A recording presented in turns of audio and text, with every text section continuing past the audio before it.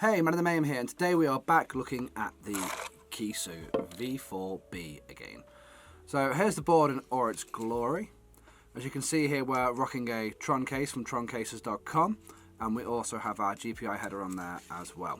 So today what I want to do with this board is look at some options for some development boards and for some expansion. But before we start that, I want to kind of speak about the elephant in the room, which is the fact that when you start putting boards on the back of here, you start blocking the NFC and RFID readers.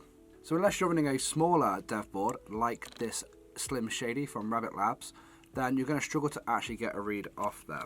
As well as that, if you look at things like the GhostESP, this also takes up a lot of real estate there, and things like the Yapper as well. Great form factor, but really does struggle to allow you to keep that usability of the RFID reader working. As well as that, the actual RFID within this board isn't particularly great. From factory, there is a component that needs to be shifted on the board to make it so that it can actually run quite well.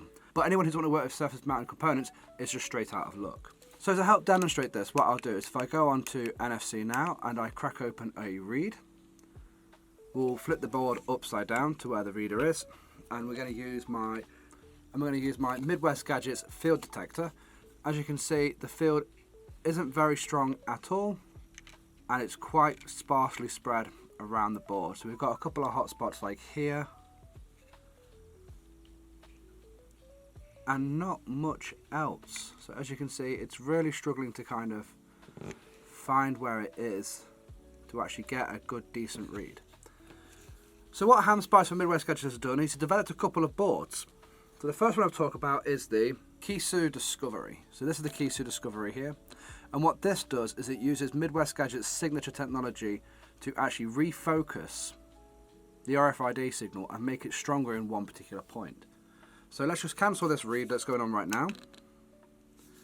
We can place our dev board on top. And then when we turn our read back on, what we'll see now with the field detector is that we have a distinct hotspot here.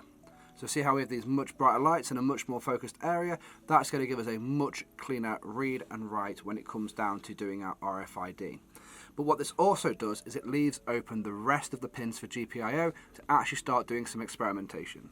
So this particular board itself is just a dev board, just like any other Flipper Zev board, but fits to the beautiful form factor with these pin styles, but also lets you keep that enhanced NFC functionality up and running.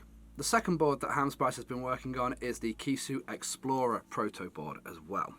So as you can see, this one fits straight onto the back of the Kiisu, just like our original Discovery board here. But what this one has on here is a ESP32 from Seeed Studios, and this one is the C3.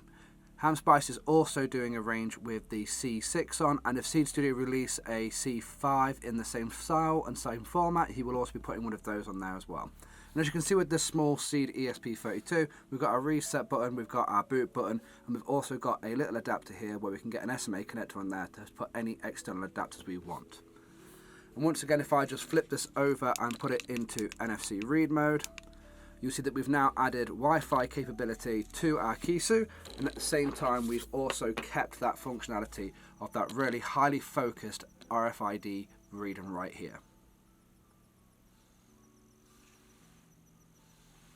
As you can see, it's a much cleaner signal, much stronger and much more focused.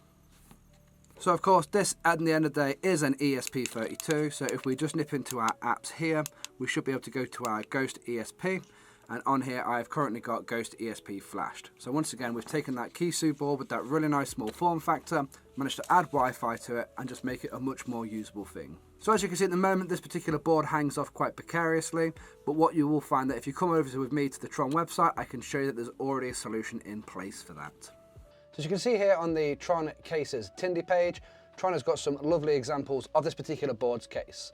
As you can see from the renders here, the case completely surrounds the actual device and protects the GPIO. So once it's slotted onto your Kiisu, it becomes one solid unit.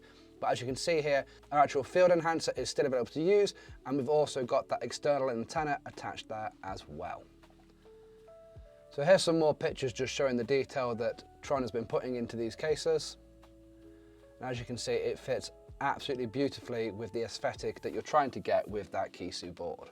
Now, Tron has asked me to mention that when you are looking at these cases, if you want something in a custom colour, just let him know. There is a message box that you can fill in while doing your order.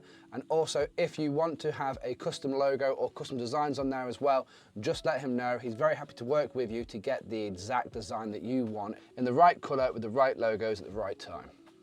So go check out his cases. He's got absolutely tons in there and they're phenomenal. So just while we're talking about Tron's cases, here are some more examples of the work that he's been doing. So you can see we have the Kiisu cases here. We have got the flux capacitor here, Slim Shady, GhostESP, Evil Crow RF version 2, the Gemini Dream, the Master Blaster slide cases, the Yapper board. We've got some wonderful GhostESP C5 cases if you want to get into that 5 GHz de-orfing. We have this really cool cyberpunk skull case for the IR blaster, a nice carbon fiber one, and then our Kiisu dev board down here. And I also can tell you right now that we've got some more cases coming for some Midwest Gadgets devices as well. So if you want to support a real artist in the 3D printing world, get onto his site and get your stuff protected. I will say the one thing that I love most about Tron's cases, apart from the actual precision work that he does, is the fact that they're so well designed as far as protecting your device.